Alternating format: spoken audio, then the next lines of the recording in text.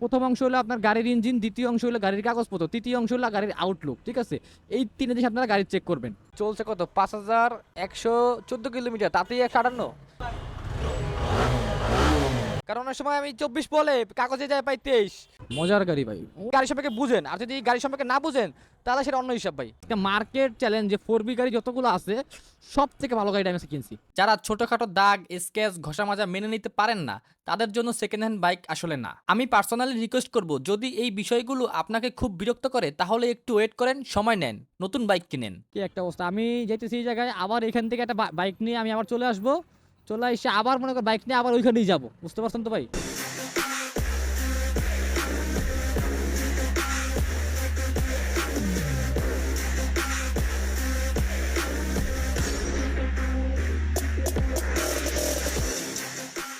আচ্ছা, সবকিছু তো ওকে। কি গাড়ি নেবেন জানি বলছিলেন? কি গাড়ি যেন নেবেন? 4B কি এবিএসটা নাকি? বাজেট এত লাগবে না, আরো কমে পাবেন, ভালো গাড়ি পাবেন। আপনি তো বাজেট আছে 2,30,000 টাকা রাখছিলেন। আচ্ছা আচ্ছা, এত লাগবে না। বসেন বসেন বসেন। এই বাজারে যদি আপনার থাকে, ওই অন্য গাড়ি দেখতে পারবেন চাইলে। আর যদি 4B হয়, ভালো ভালো পাই যায় তো 4B নিলেন। বাইরে তো 2 দিন ওয়েট করাইলাম নাকি? আমি কালকে ঢাকার বাইরে ছিলাম, বুঝছেন? মানে কিছু মনে করেন না, আসলে এমার্জেন্সি কাজ পড়ে গেছে আজকে। আমি আজকে রেস্টের কথা আজকে, কিন্তু আজকে এই যে মনে করেন আপনার মতো যারা আছে সবাইকে মিলাই জিলাই দিতে হয়েছে। হ্যাঁ, ব্যস্ত ছিলাম।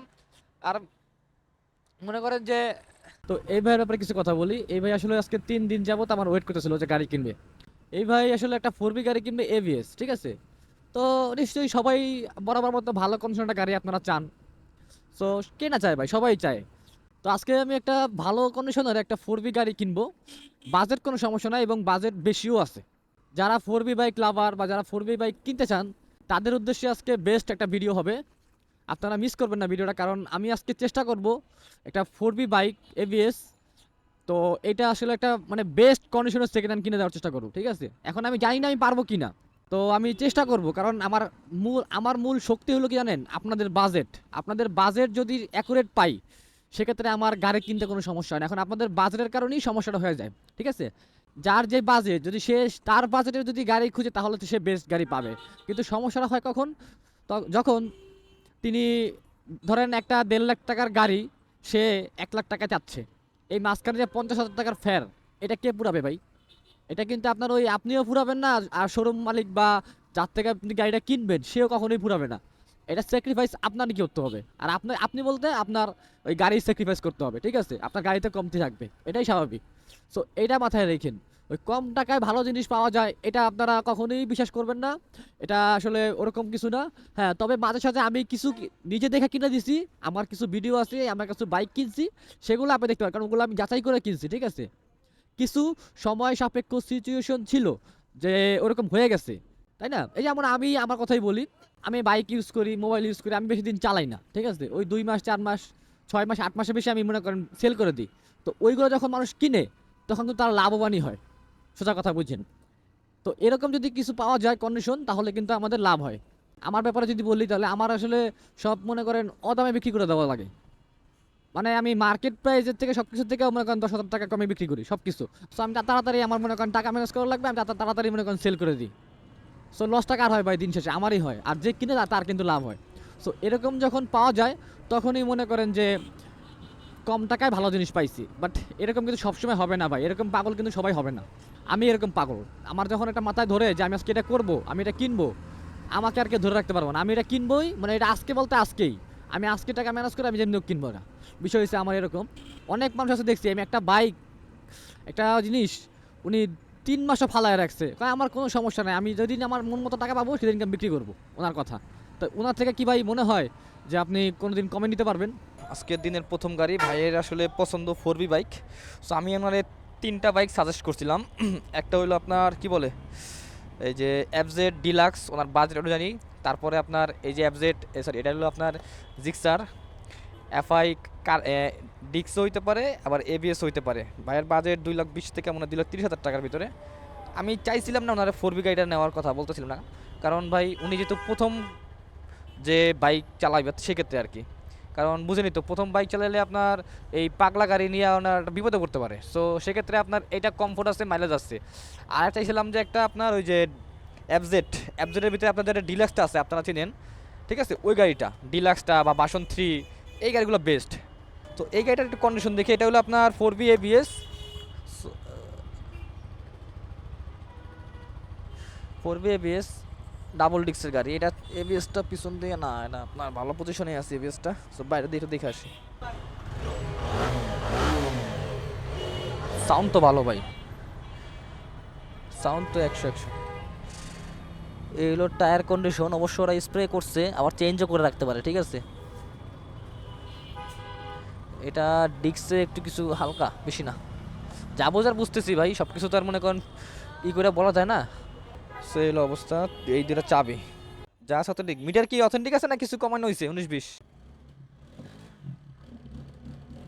ওরে সাউন্ড, 4Bর যে সাউন্ড,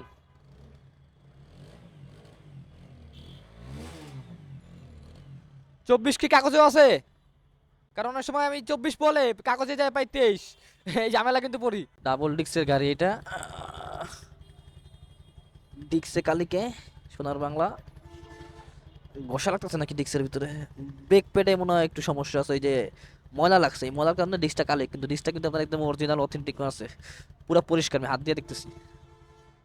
এই যে 4B সাউন্ড দেখছেন, সেই ভাই সেই পানি পানি, বুঝতে পারছেন? 4Bর গাড়ির সিস্টেম এগুলা। ওরে বাবা রে বাবা, কত উঠেছি না, 158, হাইয়েস্ট স্পিড মোড। যার কাছে গাড়ি আসলে 158 উঠেছে। কালকে আমি ঢাকার বাইরে গেছিলাম, আমি আমারটা তো বলে লাভ নাই, চলছে কত 5114 কিলোমিটার, তাতেই 158। না, অনেক সময় আপনার ভুল থাকে, এটা হলো আপনার কি ওর টপ স্পিড দিয়ে রাখছে, অনেকের আবার ভুল ভাবতে পারেন, এটা উঠায় নেয় গাড়ির মালিক, ঠিক আছে। এটা আপনার ব্রেকিং পিরিয়ড তো শেষ হয় না, যদি এটা অরিজিনাল মিটার হয়ে থাকে তাহলে আমি বলবো যে ব্রেকিং পিরিয়ড শেষ হয় না, ঠিক আছে। আর যদি মিটার টেম্পারিং থাকে সেটা আলাদা হিসাব।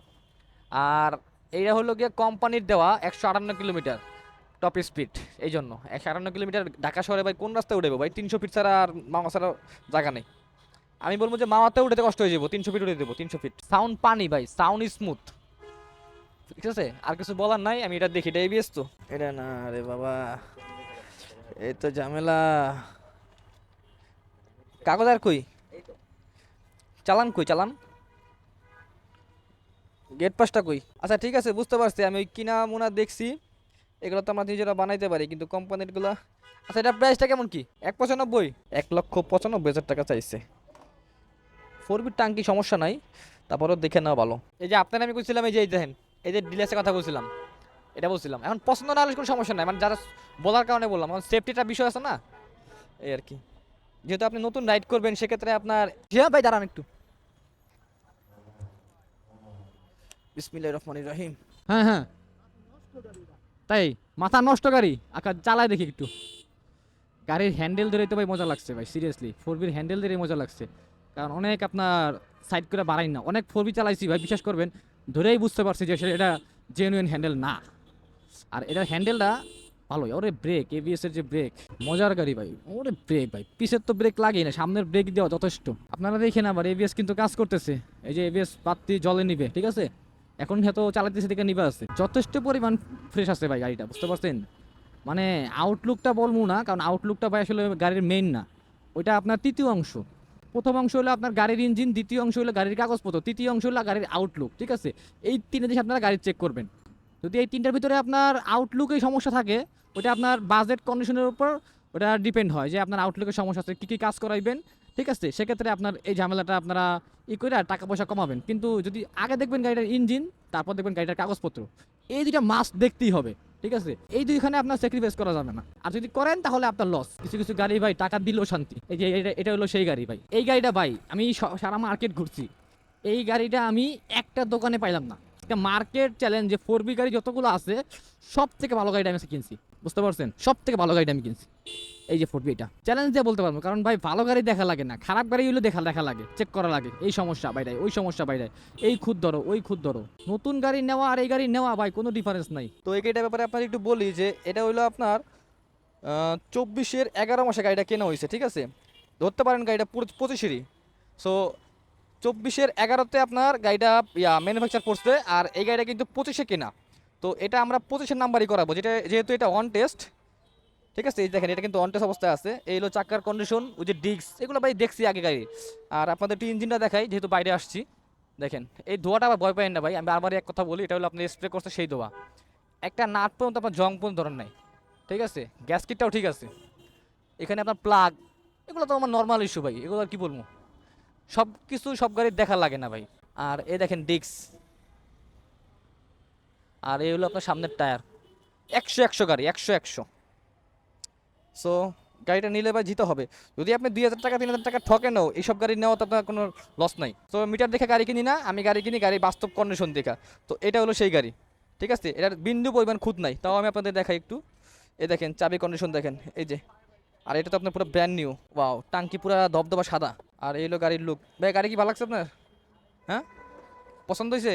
গাড়িতে কোনো সমস্যা নাই, গাড়ি 100 আছে, চাইলে নিতে পারেন।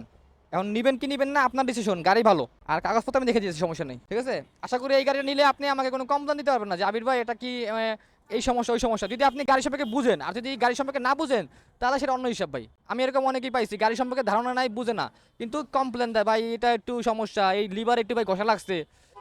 ভাই আমি বুঝে দিলাম আপনার কাছে সমস্যা নাই, অনেকের কাছে সমস্যা থাকতে পারে। আমার এরকম অনেকে ভাই বলে যে ভাই এই ঘষার আপনি দেখেন নাই, এই একটু ঘষা ছিল ভাই দেখেন নাই। আমি আসলে ভাই এগুলো দেখি না, আমি দেখি গাড়ির মেন 2-3টা জিনিস, আমি ভিডিওতে আমি বলছি। ঠিক আছে, সো ওইগুলো আমি দেখি, এবারে আমি দেখি না। এগুলো আপনি এবারে আপনি দেখেন আপনার মতো করে, আপনার কিছু পছন্দ অপছন্দ আছে কিনা দেখেন। যদি কোনো সমস্যা মনে হয় আমার বলেন, আমি ওদেরকে বলে সব সলভ করে নিতেছি। কথা কাটসিট ক্লিয়ার। ঠিক আছে, তো বাইরে আসলে একটু গাড়িটা দেখতে দিলাম যে কি অবস্থা আছে, কারণ ভাই কথা হবে কাটসিট ক্লিয়ার। আপনার যেটা ভালো না লাগবে ওইটা আপনি মনে করেন নেবেন না, আর আপনার টাকায় আপনি ভালো জিনিস নেবেন। ভাই আসলে গাড়িটা চেক করতেছে দেখার জন্য যে কোনো সমস্যা পায় কিনা, কারণ পরক্ষণে আপনি আমাকে বলবেন যে সমস্যা ভাই এটা দাগ আসলো, এটা ঘষা আসলো, সেই দায়ভার আমার না। আপনি দেখে নেবেন আপনার মতো করে, কারণ ভাই সবসময় সব কিছু আমার চোখে না ধরা পড়তে পারে, আপনার চোখে ধরা পড়বে। ঠিক আছে, আপনি 1 ঘন্টা লাগা গাড়িটা দেখে নেন, কোনো সমস্যা নেই। এখানে কিছু স্প্রে করা আছে ভাই, ঠিক আছে, এটা কিন্তু রং, এটা কিন্তু অরিজিনাল রং না। এটা এটা এটা কোনো সমস্যা নেই, আপনার গাড়িগুলো কালো করে রাখছে আর কি। কোনো সমস্যা আছে আর কোনো? গাড়িটা কি তাহলে ওকে করবো? তো এতক্ষণে আপনারা নিশ্চয়ই বুঝে গেছেন এই গাড়িটা আমাদের নেওয়ার কাজ একেবারে শেষ পর্যায়ে, সবকিছু ঠিকঠাক চলছিল। ঠিক এমন সময় আমার আরো এক সাবস্ক্রাইবার ভাই এখানে আসেন। তাদের প্ল্যান ছিল আজই একটা বাইক নেওয়ার, 3জন একসাথে বসা যাবে, লম্বা সিট হবে, এটাই ছিল তাদের মেন চাহিদা। সেই হিসেবে তাদের পছন্দের লিস্টে ছিল হুন্ডা এক্সব্লেড আর টিভিএস অ্যাপাচি আরটিআর 160, বাজেট প্রায় 1,60,000 টাকা। আমি তাদের জন্য এখানে 4 থেকে 5টা বাইক ভালো কন্ডিশনের দেখাইছি, ইঞ্জিন ভালো, কাগজ ঠিক, চালাতে কোনো সমস্যা নাই, সব দিক থেকেই মোটামুটি ভালো বাইক। কিন্তু সমস্যা আসলো অন্য জায়গা থেকে, যেমন ভাই এখানে একটু দাগ কেন, এই ঘষাটা কেন আছে, এটা ঠিক লাগতেছে না। এখানেই আসলে একটা সত্য কথা বলতে হয়, যারা ছোটখাটো দাগ স্ক্র্যাচ ঘষা মাজা মেনে নিতে পারেন না, তাদের জন্য সেকেন্ড হ্যান্ড বাইক আসলে না। আমি পার্সোনালি রিকোয়েস্ট করব, যদি এই বিষয়গুলো আপনাকে খুব বিরক্ত করে তাহলে একটু ওয়েট করেন, সময় নেন, নতুন বাইক কিনেন। কারণ নতুন বাইক নিলে আপনার কোনো অভিযোগ থাকবে না, কোনো প্রশ্ন থাকবে না। দেখেন ভাই, একটা সেকেন্ড হ্যান্ড বাইক মানি 1 হাত 2 হাত বদল হয়ে আসা, কমপক্ষে 1-2 বছর ঢাকা রাস্তায় চলে।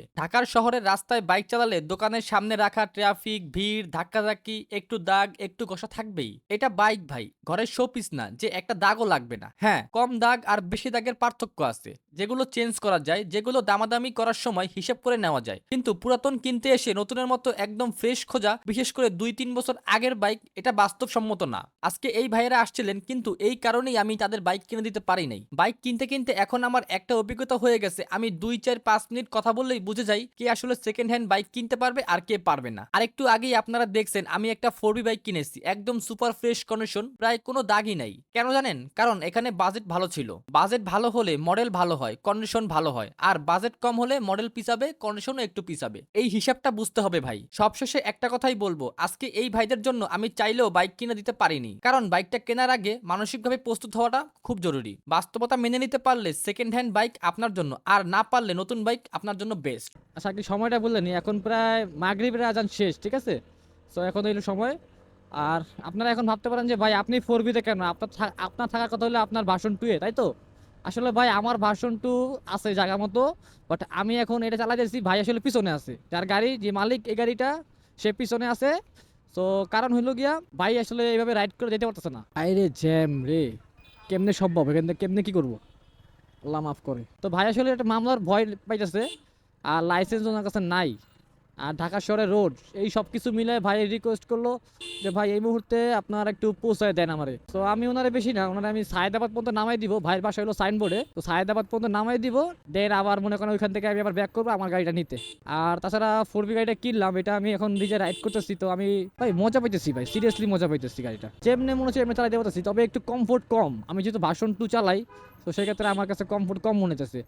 ঠিক আছে, ব্রেক সামনেরটা ভালো, 100 আছে, ডিস্কও নতুন, বুঝেন না, তার মধ্যে এবিএস আছে, সবকিছু মিলাইয়া। তো যাই হোক, ভাই আমাকে কিন্তু পারিশ্রমিক দিছে তার বিনিময়, এমনি এমনি না কিন্তু ভাই, কারণ ভাই আমার সময়ের মূল্য আছে। আমার আর একটা ভাই আসার কথা ছিল গাড়ি কেনার জন্য, আমি ওনারা না করতে বাধ্য হয়েছি, কারণ এই গাড়িটা আমি কিনছি, যদি উনি ওনার বাসায় না পৌঁছাইতে পারে সেটা আমার পক্ষে দুঃখজনক হবে।